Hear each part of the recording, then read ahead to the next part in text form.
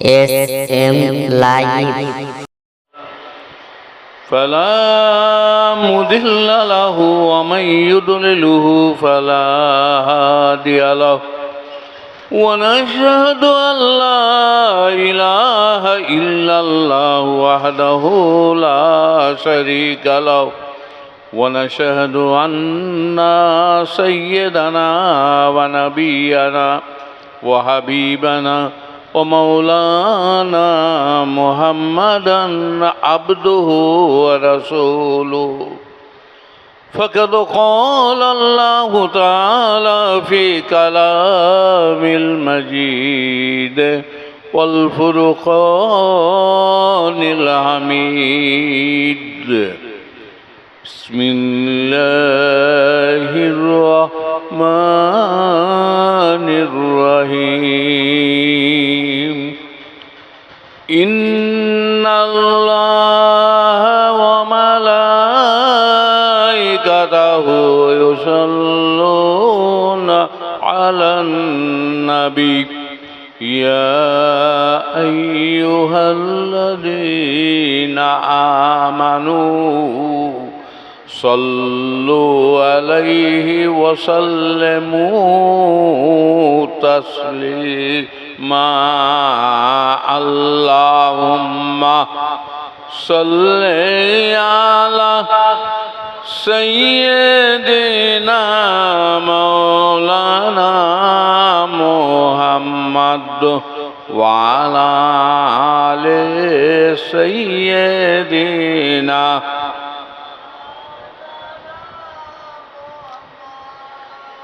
शाह रसूल है बिल यकीन और खत्म जुमला मुरसलीन शहंशाह दुनिया दीन और रहमतुल लिल आलमीन अल्लाहुम्मा सल्ली अला सय्यिदिना मौलाना मुहम्मद व अला आलि सय्यिदिना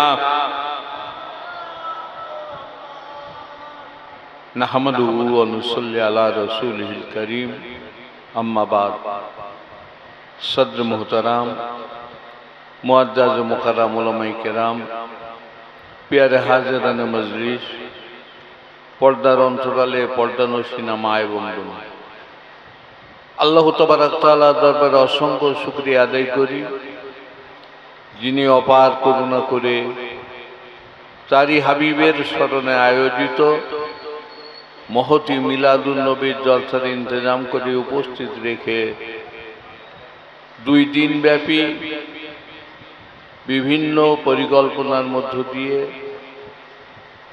उद्यापित करार तौफिक इनायत करेছেন এবং আমাদেরকে উপস্থিত রেখে বিশ্বনবীর জীবন আদর্শের বিভিন্ন দিক আলোচনা রাখা বা শোনার তৌফিক ইনায়ত করেছেন। সর্বোপরি সেই দরবারে ইলাহিতে কিছু চাওয়া এবং পাওয়ার সুযোগ করে দিয়েছে। তারই কারণে সর্বাগ্রে সর্বপ্রথমে সেই দরবারে ইলাহিতে শুকরিয়া আদায় করি, সকলে বলি আলহামদুলিল্লাহ। ভাইরা আমার, 2 দিন ব্যাপী যোগ্য বিজ্ঞ অভিজ্ঞ দক্ষ ওলামায়ে দ্বীনের জবান থেকে বহু মূল্যবান তথ্য সম্বলিত ওয়াজ ও নসিহত আল্লাহ পাক আমাদেরকে শুনিয়েছেন। এখন যেটুকু বাকি আখিরি দোয়া, একটু বাদেই আপনাদের নিয়ে হাত ওঠাবো। তবে এসেছি যখন মুক্তাসার দুটো একটা কথা, বিশেষ করে এতদ অঞ্চলের ভিতরে গঞ্জের উপরে ঐতিহাসিক মসজিদ, যে মসজিদের গুরুত্ব আমাদেরকে শিখিয়েছেন সেই বিশ্ব নবী সৈয়দনা আদম আলাইহিস সালাতু ওয়াস সালাম থেকে আখিরি নবী পর্যন্ত যত নবী রসুল পয়গম্বর এসেছেন তারা সবাই আল্লাহকে দেখার জন্য পাগল ছিল।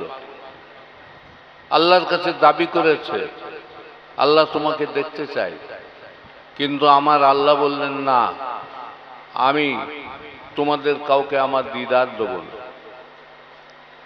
কারোর সঙ্গে দেখা দেননি, কিন্তু আপনার আমার নবী জনাবে হজরতে মুহাম্মদুর রাসূলুল্লাহ, সবাই জোরে সোরে বলুন সাল্লাল্লাহু আলাইহি ওয়াসাল্লাম, ইনি না চাইতে না বলতে আল্লাহ পাক তার আজ্ঞাবহ ফারিস্তা জিবরিল আমিনকে পাঠিয়ে দিলেন, হে জিবরিল, এখনই তুমি জান্নাতের মধ্যে চলে যাও, যে উৎকৃষ্ট একটা বাহন এবং একটা লোটা নিয়ে তুমি আমার হাবিবের দরবারে চলে যাও। আমার হাবিবকে সালাম দিয়ে, আমার হাবিবকে জাগিয়ে অজু বানিয়ে এই লোটায় জমজম থেকে এক লোটা পানি নিয়ে বাহনে চাপিয়ে আমার দরবারে হাজির করে দাও। জিবরিল আমিন আল্লাহ রব্বুল আলামিনের নির্দেশ অনুযায়ী জান্নাতের মধ্যে প্রবেশ করলেন। একটা লোটা নিলেন, নিয়ে একটা বাহনও নিলেন। আল্লাহ রাব্বুল আলামিনের দরবারে আরজু করলেন, আল্লাহ শুধু লোটা নিয়ে যাব, একটু পানি নিয়ে যাই জান্নাত থেকে। আল্লাহ বললেন, না, জান্নাতের চাইতে উৎকৃষ্ট পানি আমি বানিয়েছি আমার হাবিবের জন্যে, সেটা হলো জমজম পানি। জোরে বলেন সুবহানাল্লাহ। তো তুমি খালি লোটা নিয়ে যাও, জমজম থেকে পানি নিয়ে আমার হাবিবকে উজু বানিয়ে ওই বাহনে চাপিয়ে আমার দরবারে হাজির করে দাও। জিবরিল আমিন জান্নাতের মধ্যে প্রবেশ করে বাহন নিলেন, লোটা নিলেন, দুনিয়ার জমিনে চলে এলেন আমার নবী পাকের দরবারে। নবী পাককে সালাম জানিয়ে ওই জমজম পানি নিয়ে অজু বানিয়ে বাহনে চাপিয়ে বিভিন্ন ঘাটি স্পর্শ করে আরশ আজিমের চৌকাঠে হাজির করে দিলেন এবং বললেন, ইয়া হাবিব আল্লাহ, ইয়া রসুল আল্লাহ, আপনি এই চৌকাঠে নেমে যান, আমি আর এক চুল এগোতে পারবো না। যদি আমি এক চুল এগিয়ে যাই, আমি জিবরিল জ্বলে পুড়ে ছারখার হয়ে যাব। আমার নবীকে নামিয়ে দিলেন। নবীজি দাঁড়িয়ে দাঁড়িয়ে চিন্তা করছেন চৌকাঠের কিনারে, আমি কোথায় যাব, কার কাছে যাব, অচেনা জায়গা। এমন সময় আল্লাহ রব্বুল আলামিনের পক্ষ থেকে একটা চলমান বিছানা পাঠিয়ে দেওয়া হলো, যে বিছানাটার নাম হলো রফরফ।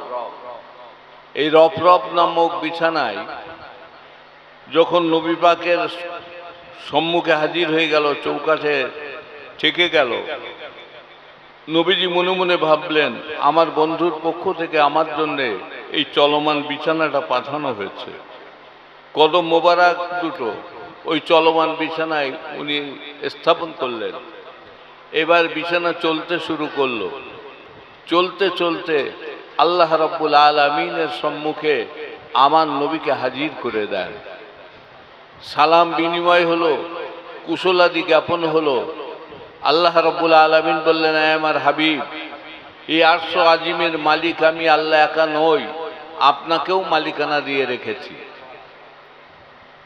কেননা আপনি তাকিয়ে দেখুন, আমি আরশ আজিমে লিখে রেখে দিয়েছি, লা ইলাহা ইল্লাল্লাহু মুহাম্মাদুর রাসূলুল্লাহ সাল্লাল্লাহু আলাইহি ওয়াসাল্লাম। তো আপনার আমার জমি জায়গা অনেক কিছুই আছে, যদি কোনো দলিলে একটা নাম থাকে, মালিক কজন হয়? একজন। আর দুটো নাম থাকলে দুজন। তে আরশ আজিমের মালিক আমি আল্লাহ একা নই, আপনাকেও মালিকানা দিয়ে রেখেছি। আপনার অনুপস্থিতিতে আমার আরশ আজিমটা শূন্য ছিল, আপনার আগমনে আমার আরশ আজিমটা পূর্ণ হয়ে গেল। শুধু তাই নয়, আপনার পায়ের ধুলোতে আমার আরশ আজিমটা ধন্য হয়ে গেল। জোরে বলেন সুবহানাল্লাহ। এরপরে আল্লাহ রাব্বুল আলামিন বললেন, আমার হাবিব, আপনার হক আদায় করার জন্য আপনাকে আমি হাজির করেছি। চলুন আমার নিদর্শন বলি আপনাকে ঘুরিয়ে ঘুরিয়ে দেখাবো, যেগুলো পৃথিবীর কেউ দেখে নাই। এমনি করে নবীকে নিয়ে আল্লাহ পাক সিদরাতুল মুনতাহা থেকে শুরু করে, আরশ আজিম থেকে শুরু করে, জান্নাত জাহান্নাম থেকে শুরু করে একে একে ঘুরিয়ে ঘুরিয়ে দেখাচ্ছেন। কিন্তু নবীজির মুখটা মলিন, হৃদয়টা ব্যথিত। আল্লাহ রাব্বুল আলামিন আলিমুল গায়ব সামিউল বাসীর নবীর মুখটা মলিন দেখে জিজ্ঞাসা করলেন, আমার হাবিব, আপনাকে তো সব আমি উজাড় করে দিলাম, এরপরেও আপনার মুখটা মলিন, আপনার হৃদয়টা ব্যথিত, কারণটা কি? নবীজি ওই সময় বললেন, রব্বুল আলামিন আল্লাহ, আমার উম্মতগুলো রাতের মধ্যভাগে যখন ঘুমিয়ে আছে, তাদের মধ্য থেকে আপনি আমাকে একাকী উঠিয়ে নিয়ে এলেন, আপনার সঙ্গে আমার দেখা হলো, আপনার সঙ্গে আমার কথা হলো, আমার উম্মতগুলোর সঙ্গে আপনার কি দেখা হবে না, কথা হবে না? আল্লাহ রাব্বুল আলামিন বললেন, আমার হাবিব, এই কারণে আপনি চিন্তিত ব্যথিত? ঠিক আছে, চিন্তার কোনো কারণ নাই। আমি আপনাকে একটা তোহফা দেব, এই তোহফাটা যদি আপনি গ্রহণ করেন, এই তোহফার মধ্য দিয়ে আপনার উম্মতেরা, আমি আল্লাহ, আমার সঙ্গে তাদের দিদার হয়ে যাবে, কথাও হয়ে যাবে। জোরে বলেন সুবহানাল্লাহ। কি তোহফা দিলেন? আপনি আমি সেই নবীর উম্মত, কি তোহফা আল্লাহ পাক তার হাবিবকে দিয়েছিলেন? তোহফা দিয়েছিলেন নামাজ। এই জন্য বুজুর্গানের দিনেরা বলেছেন, আসসালাতু মেরাজুল মুমিনিন, মুমিনদের জন্য মেরাজ হলো নামাজ। এই নামাজ তোহফা হিসেবে দিলেন। আপনার উম্মতেরা যদি এই তোহফাটা গ্রহণ করে, এই তোহফার মধ্য দিয়ে আমি আল্লাহ, আমার সঙ্গে দেখা হবে, কথা হবে। এই নামাজ নবী যখন আমাদের জন্য আল্লাহ রাব্বুল আলামিনের পক্ষ থেকে নিয়ামত হিসেবে নিয়ে এলেন, যারা এটাকে গ্রহণ করেছে, আল্লাহর সঙ্গে তাদের দেখাও হয়েছে, কথাও হয়েছে। আপনি আমরা নামাজ পড়ি বটে, কিন্তু দেখাও হয় না, কথাও হয় না। তার কারণ হলো, সেই নামাজ আমরা ঠিকমতো আদায় করতে পারি না। নামাজ এমন একটা ইবাদত, যে ইবাদতের মধ্য দিয়ে আল্লাহর সঙ্গে বান্দার দেখা হয়, কথা হয়। হয়তো বলবেন কেমন? আপনার আমার ইমামে আজম আবু হানিফা রহমাতুল্লাহ আলাইহি, ইনি বলেছেন, আমার জীবনে আমি 99 বার, আরো একবার, 100 বার আমি আমার আল্লাহকে দেখেছি। জোরে বললেন না? আল্লাহকে দেখেছি। কিসের মাধ্যমে? তিনি বললেন, আমি নামাজের ভিতরে 99 বার, আরো একবার, 100 বার আমি আমার আল্লাহকে দেখেছি। আল্লাহর সঙ্গে আমার কথাও হয়েছে। কিভাবে কথা হলো? এনার জীবনীতে দেখা যায়, ইনি 55 বার হজ করেছেন। সর্বশেষ যখন তিনি হজ পাকে যান, সঙ্গী সাথীদের নিয়ে প্রশিক্ষণ দিয়ে যখন কাবা বাইতুল্লাহ চত্বরে উপস্থিত হয়ে যান, কাবা বাইতুল্লাহকে দেখে ইমামে আজম আবু হানিফা রহমাতুল্লাহ আলাইহি কাঁদতে লেগেছেন, ঝরঝর করে কাঁদছেন। সঙ্গী সাথীরা বলছে, হুজুর দোয়া করে দেন। বলে, কি দোয়া করব? বলে, আপনি তো বলেছেন কাবা বাইতুল্লাহকে দেখে যদি কোনো হাজি দোয়া করে, ওই হাজির দোয়াটাকে আল্লাহ কবুল করে নেয়, তো আপনি একটু দোয়া করে দেন। বলে, আমি বলেছি ঠিকই, কিন্তু আমি আবু হানিফা, আমি তো আল্লাহর ঘর কাবা বাইতুল্লাহ দেখতে পাচ্ছি না। সঙ্গী সাথীরা বলছে, হুজুর কি বলেন? ওই তো কাবা বাইতুল্লাহ, ওরই পরে মাকামে ইব্রাহিম, তারপরে জমজম, আপনি দেখতে পাচ্ছেন না? বলছে, আমি মাকামে ইব্রাহিম দেখতে পাচ্ছি, আমি জমজম দেখতে পাচ্ছি, কিন্তু আল্লাহর ঘর কাবা বাইতুল্লাহ দেখতে পাচ্ছি না। সঙ্গী সাথীরা অবাক হয়ে গেল, এই বৃহৎ কাবা ঘর দেখতে পাচ্ছে না, আর ছোট ছোট দুটো মাকামে ইব্রাহিম, জমজম, এগুলো দেখতে পাচ্ছেন, এটা কেমন করে সম্ভব? জিজ্ঞাসা করলেন, হুজুর আপনি কি বলছেন? আমরাও বুঝতে পারছি না। বলে, তোমরাও কি বলছো? আমিও বুঝতে পারছি না। বলছে ওই তো কাবা ঘর। বলছে দেখো 40টা বছর রাতের ঘুমকে হারাম করে এশা রজুতে এই কাবাকে কেবলা করে আমি নামাজ আদায় করেছি, আর আজকে সেই কাবার সম্মুখে উপস্থিত হয়ে আমি কাবাকে না দেখে নামাজ পড়ব না। বলছে হুজুর ওই তো কাবা। বলে কোন চোখে তোমরা কাবা দেখছো আমি বুঝতে পারছি না। বলে হুজুর আপনি কি বলছেন আমরাও বুঝতে পারছি না। বলে দেখো